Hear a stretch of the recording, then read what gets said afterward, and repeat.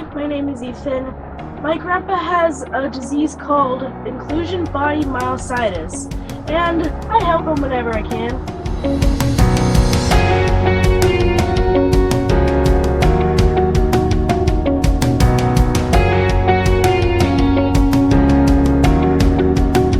When discussing accessibility vehicles, the two brands Toyota and BraunAbility, both manufactured in Indiana, usually identify quality, usefulness, and reliability. Hi, Jerry here again for my IB Myositis channel viewers and anyone else purchasing a ramp van because of their lack of mobility. Toyota and BraunAbility offer very complete and precise sets of documentation, almost to a point of being overburdened with the task of reading them all, and too many owners just refuse to read the manuals at all. As I appreciate, the first thing you want to do is feel some of the independence your new van offers you and get out into the countryside with your new accessible vehicle. The purpose for this video is not to replace reading your manuals, but rather point out a dozen or so of the hidden gems important to the success of operating and maintaining your new BraunAbility-Toyota vehicle. Having said that, my first tip is read the manuals that accompany your ramp van purchase. But there are over 1,200 pages of reading, or about as many as reading the famous novel War and Peace. Studies show that owners can enjoy their accessible vehicle investment much more when they are familiar with its operating characteristics, tips, warnings, and instructions. I assure you, a glance into these manuals will be necessary to grasp all the technological advances engineers installed into their designs. I have a skeletal muscle disease called Inclusion Body Myositis, or also known as IBM, that includes severe atrophy in my arms, hands, and fingers, so handling hard copy manuals and turning pages is almost impossible for me. Since I have lots of available time, I delegated myself to become more knowledgeable about the expensive vehicle I will never myself drive. I did download the electronic copies of the Toyota van and BraunAbility conversion manuals that are easily read and referenced on my computer screen or on my tablet, both which I navigate using a Bluetooth mouse.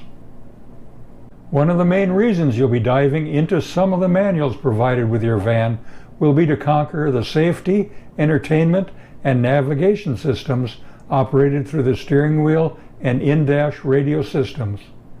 The Toyota brand also backs up their manuals with a YouTube video channel that shows you some of the visual instruction about their Entune 3.0 entertainment and navigation systems.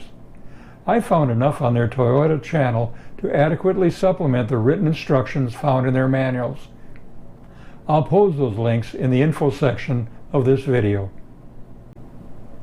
There's only one way in and out of this van for a person in a power chair, but 6 ways to operate the passenger side sliding door and deploy or stow the ramp and operate the kneeling feature on your BraunAbility Toyota.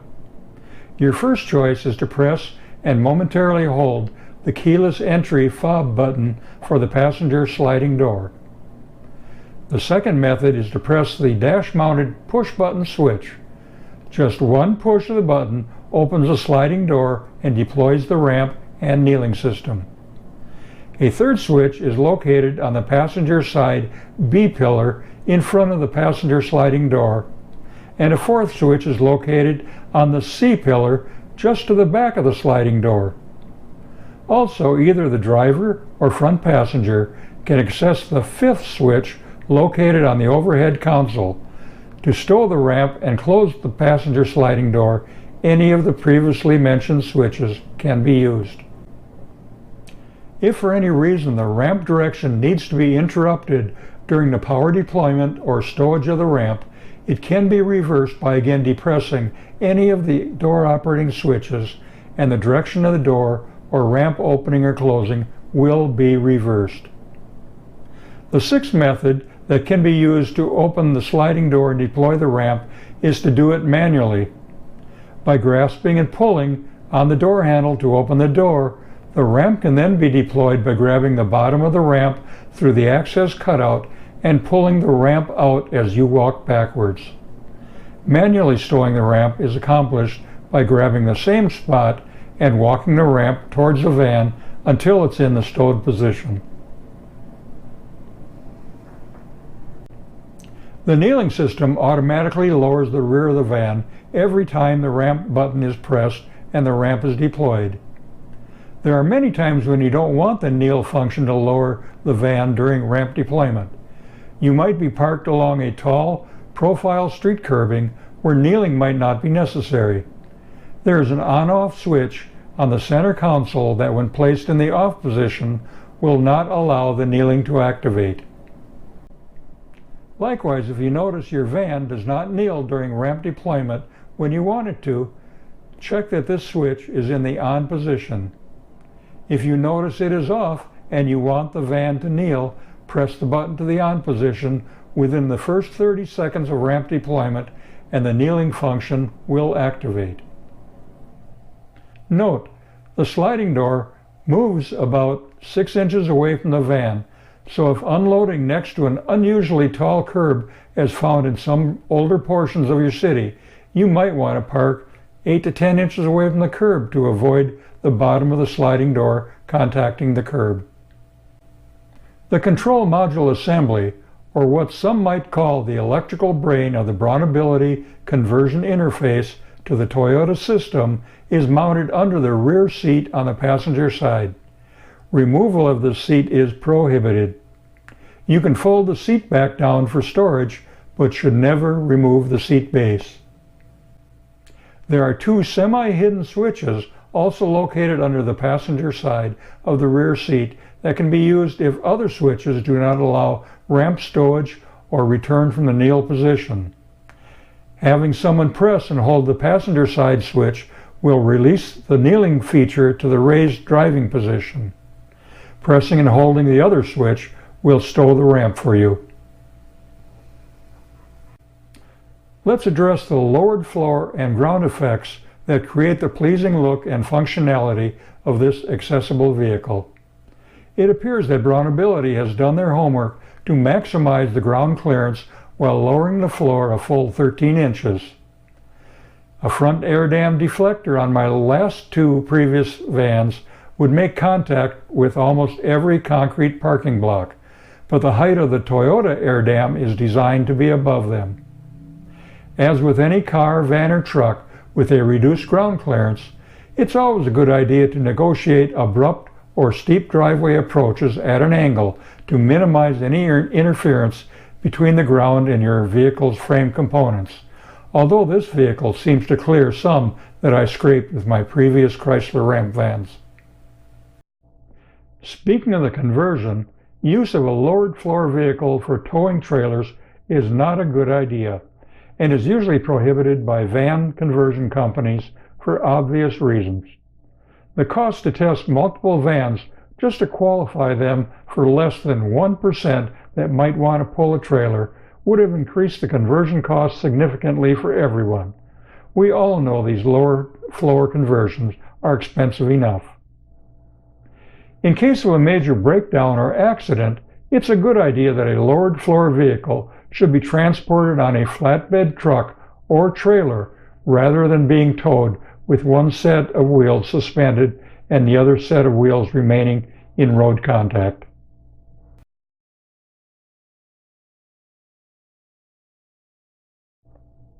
The ramp van conversion actually makes it easier to change a tire on this Toyota Sienna. In the original Toyota Sienna, before the conversion, the spare tire was mounted under the van just to the rear of the front passenger seat. The location of the spare tire is now easily accessible under a hinge cover in the rear storage area of the van, much easier and cleaner for your driver or roadside assistant to access in case of a flat tire. By the way, the jack and lug wrench to change the tire is located behind the removable passenger side panel in the rear of the van. You could choose to remove the spare tire altogether and replace it with a flat tire repair kit as used on many other vehicles, and gain some additional storage space in the back of the van. These kits include a small compressor and can be plugged in to any of the 12-volt power sockets located in the van.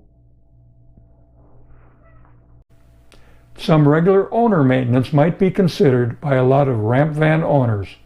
Keeping the wheelchair accessible door and lowered floor opening clean is one of the most effective preventive maintenance practices you can do.